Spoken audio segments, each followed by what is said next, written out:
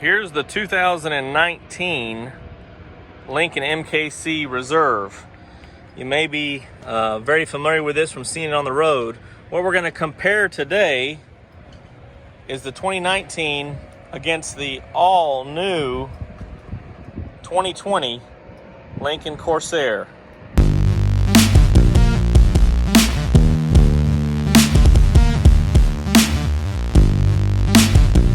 Hey, I'm Jonathan Sewell Sales, and I'm standing with two great vehicles, the 2019 Lincoln MKC and the all-new 2020 Lincoln Corsair. We're going to touch real briefly on a few differences, take a look inside, outside, and compare and see the changes. Oh, but before we get started with that, go ahead and hit the JSS down here, subscribe to my channel, and ding the bell so that you are updated first with all the Lincoln information. Let's get going. All right, let's start with a quick look up front. Here's the 2019 Reserve, and you see it does have the technology package. So you've got the sonar up front as well as on the side there on the cladding for the active park assist.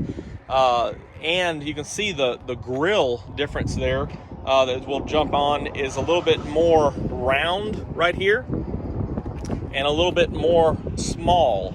So you do have LED strips in the headlights, and then your LED down here for your turn signals. And let's walk over here to the Corsair. Big, bold grille, and you can see it's more flat positioned here as you look at the nose of the vehicles. So you can see it's more straight, whereas that MKC in the back there is more curved back. You do have updated materials here with LED, and then this strip down here, and instead of a painted bottom, it's a chrome strip down here. Now this one is standard with your Co-Pilot 360, which includes some active safety features such as the camera on the windshield right up there and a few other things. But to get the active park assist and some of those other features, you upgrade from here. So this is just a standard with an elements package, which is interior upgrades. Let's look at the side. All right, so taking a wide angle look at the side, you can see there's really no badging on this side. You see the cladding and the chrome strip down here, as well as some chrome on the handles. And these are a pull handle, not like we're seeing on the new Aviator. And then you're riding on 18-inch wheels right here, and still have a turn signal indicator on the side, and still have some of your black panels here across the side, and a wide C-pillar back here. Still have a shark fin antenna that you can see from the side, and then of course that curvature of the back. Let's compare the Corsair. So starting in the back here, you have a more pronounced spoiler, as you can see right up here, and then because of that, more curve with a little bit of a beefy stance right here with the Lincoln coming out. So then it flattens out pretty good. And when you look at the side, which I may not have enough space even on wide view here, but you've got those 19-inch wheels which fill up the wheel well very well, and not as wide, you know, because we had a very thick C-pillar, then the lift gate. So now it's about the same as what that C-pillar was, and you have glass here and glass here, so a little bit better visibility. Do have that dropped roof, and because of this black, looks like it's floating. Went with a solid colored handles here, and then you, instead of the chrome, you see just the painted portion right here. Then of course the Corsair badging with the black cap here on the mirror, which ties in well. So you have the bottom in the body color, and then the black, which ties in with all of this here. And even the headlights are more of a wraparound feature to give a little bit better visibility on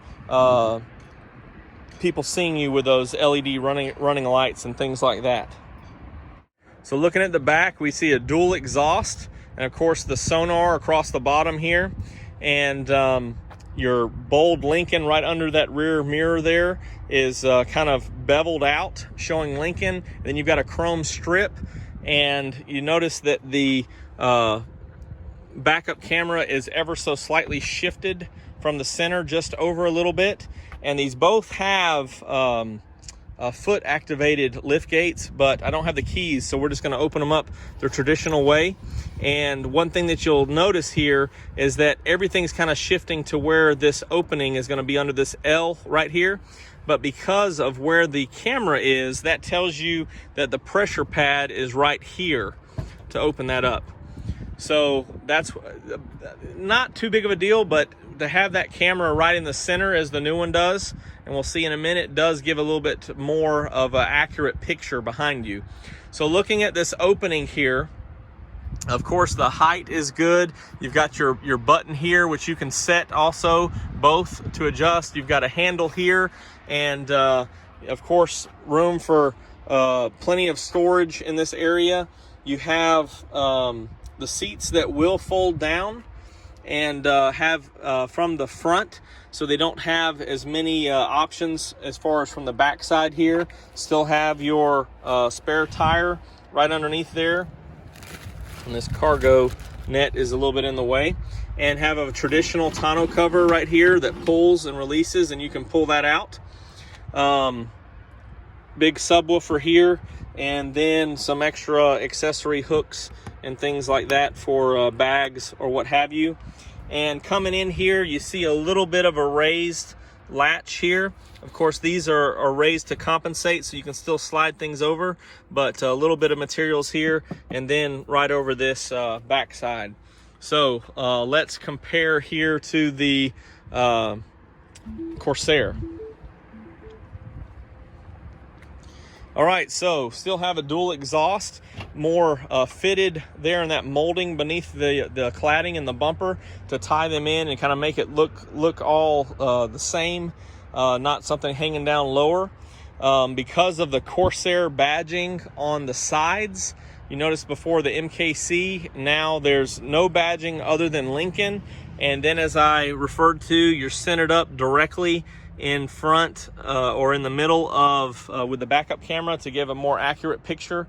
And so that means your push button is right here under the L. And this Lincoln, I really just love this flat piece across showing Lincoln. Really makes it stand out even more to me than the MKC. So let's open this up and see what it looks like. All right, so a few changes that we'll see.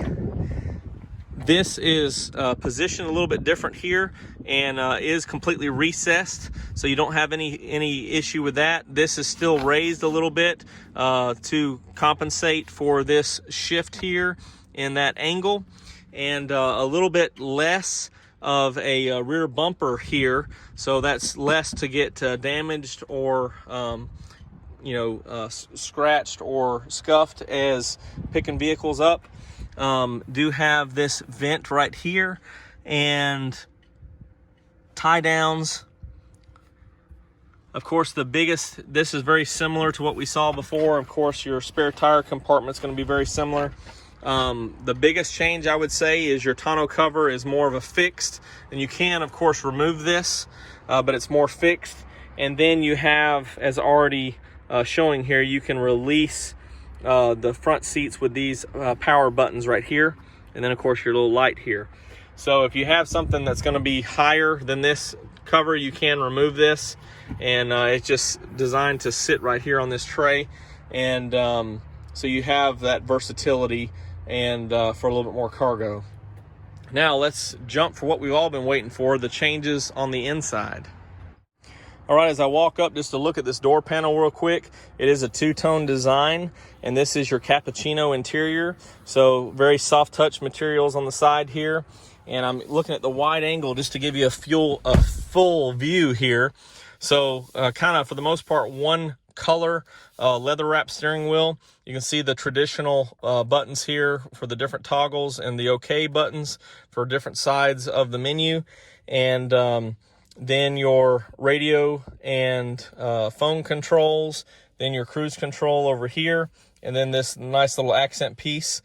Everything's kind of the same brown with wood grain going around, and of course the darker up top to help with a light, and still have a little bit of a floating console right here. You've got your 2 cup holders, your 2 USBs, and a compartment there for your phone, and all your other controls right here. So ventilated, heated seats, volume knobs here, CD player, which you'll notice is missing on the next one, and also your smaller screen, gear shift right here, and some other features right here.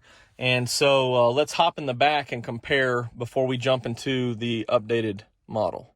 All right, so the first thing that you'll notice, still have the two-tone, but you'll see the tie-in of the piano black and a little bit of this black material here to give it a little bit more texture. And our power seats controls are moved up here like we've seen on Navigator, Aviator, and so your memory seating here, and of course your speaker grill here and tweeter with the Revel logo, and which is standard on the Reserve, and everything else is more in line to what we are seeing on some of these newer models. Let's jump inside here.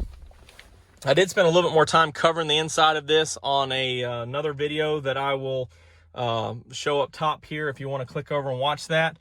But really just to show you some of the comparisons, of course we've got some new designs here, more material upgraded here, so very soft touch material. Do have some wood grain up and around behind the new screen, the 8-inch touchscreen, which is new there.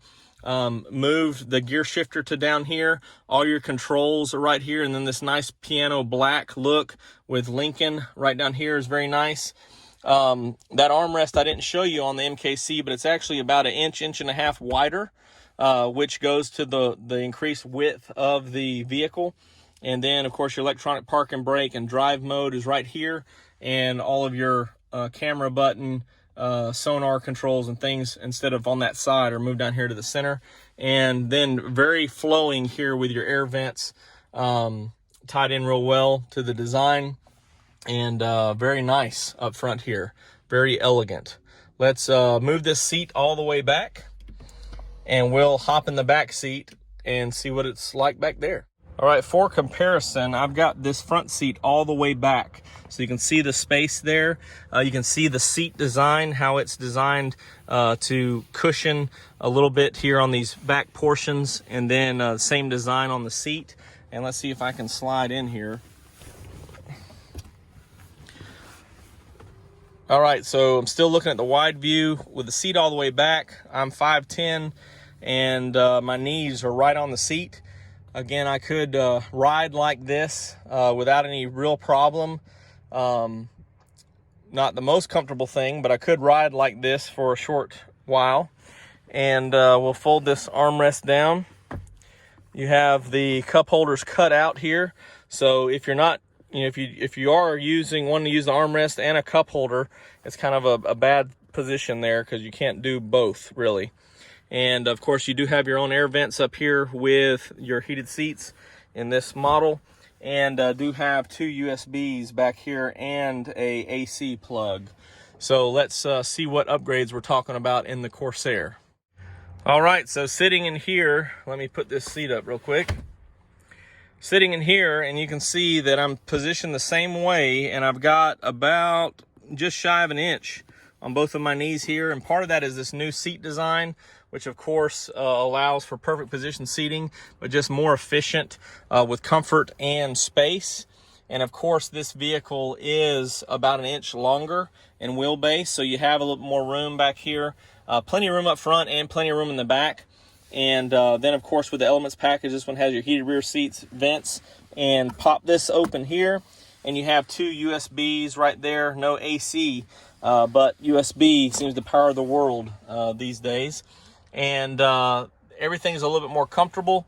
The design of these seats, it really adds a little bit more cushion instead of that awkward design before. It's just very padded right here, and you carry that over. The armrest went kind of like the Nautilus MKX design with the cup holders that come out the front.